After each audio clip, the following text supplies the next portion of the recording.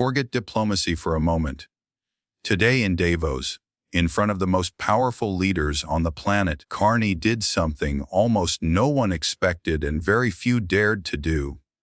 He stood up and directly confronted the chaos being unleashed by Donald Trump with insults or theatrics, but by calmly exposing how Trump's playbook, threats, tariffs, pressure, intimidation, is actively breaking the global system. This wasn't a speech designed to sound impressive. It was a warning that the era of staying quiet, playing along, and hoping Trump eventually backs down is over. Trump believes the world runs on pressure, threaten tariffs, squeeze allies, exploit dependence, and force others to adjust. In his worldview, the stronger country gets its way and everyone else falls in line. There is a strong tendency for countries to go along to get along, to accommodate, to avoid trouble, to hope that compliance will buy safety. Well, it won't. So what are our options? In 1978, the Czech dissident Václav Havel, later president, wrote an essay called The Power of the Powerless. And in it, he asked a simple question: how did the communist system sustain itself? And his answer began with a greengrocer.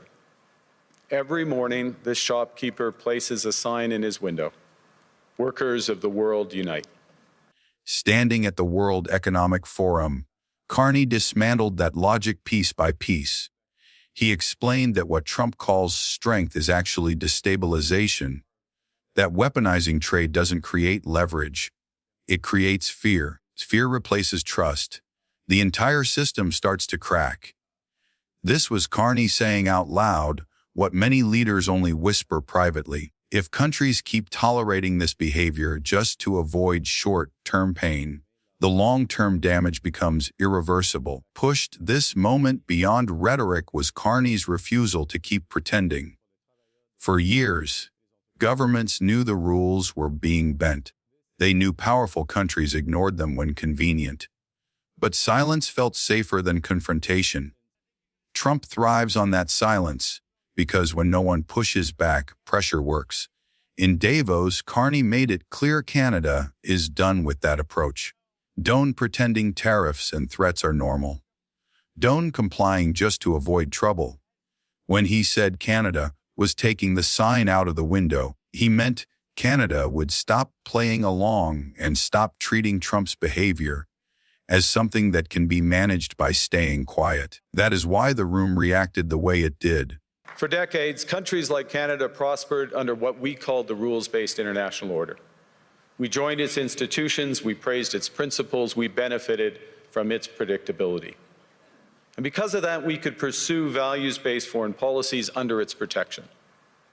We knew the story of the international rules-based order was partially false, that the strongest would exempt themselves when convenient, that trade rules were enforced asymmetrically.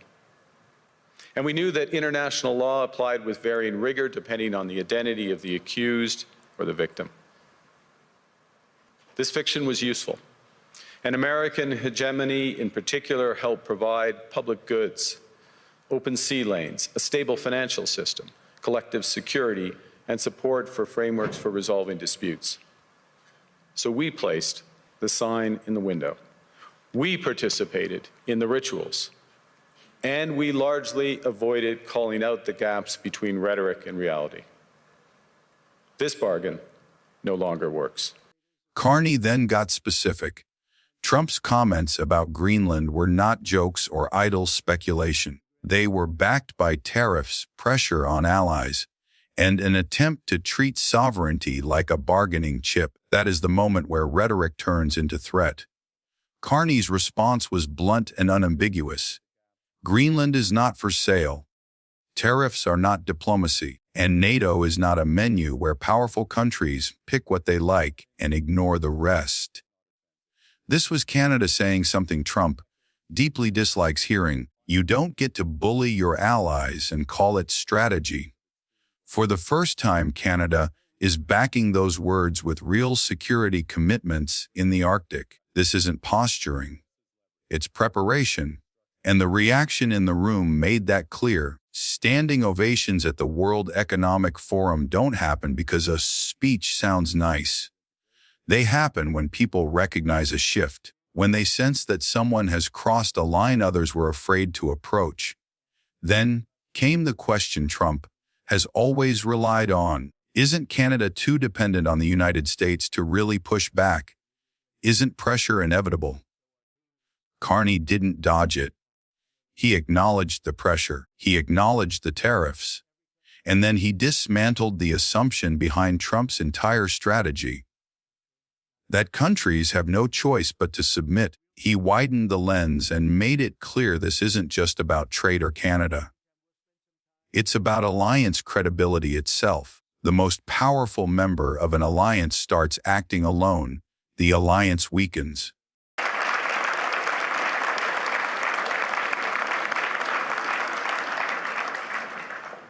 Well, thank you, Prime Minister. I don't think I've seen many standing ovations at Davos, so that was interesting. You said, there was a phrase in your speech where you said sovereignty now is the ability to withstand pressure. Isn't Canada almost uniquely vulnerable to pressure because of the extent of your trade dependence on the United States? Well, the proof is that we have been able to withstand the pressure, and there has been considerable pressure. I'll give you a couple of facts. We've actually created more jobs since the tariffs were put on than the United States in absolute number. Economy is growing at the second fastest rate within the G7. That's not, there are pockets of extreme pressure without question in Canada. But headline, we're reacting. The second thing, and it's a fundamental point, is the recognition that we can give ourselves far more than any foreign country can take away. There's lots of efficiencies in having one Canadian market, the $1 trillion of domestic investment, and building these partnerships abroad, all of which are bigger returns than what's been lost. That's not to say we would rather not lose it, but we can withstand the pressure, and we are. Especially in the Arctic, where hesitation invites escalation. Greenland is the test. The Arctic is the test. And NATO either responds seriously or risks losing credibility altogether. Canada's answer isn't talk. It's presence, preparation, and coordination with allies who understand what's at stake. Mark Carney didn't insult Donald Trump. He did something far more dangerous to Trump's worldview. He showed that intimidation doesn't guarantee obedience. That pressure doesn't always work. And that countries don't have to stay silent to survive.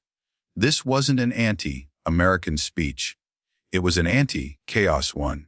And in a world where too many leaders are still hoping Trump will change, Carney made it clear that Canada is preparing for the world as it is, not the one Trump demands.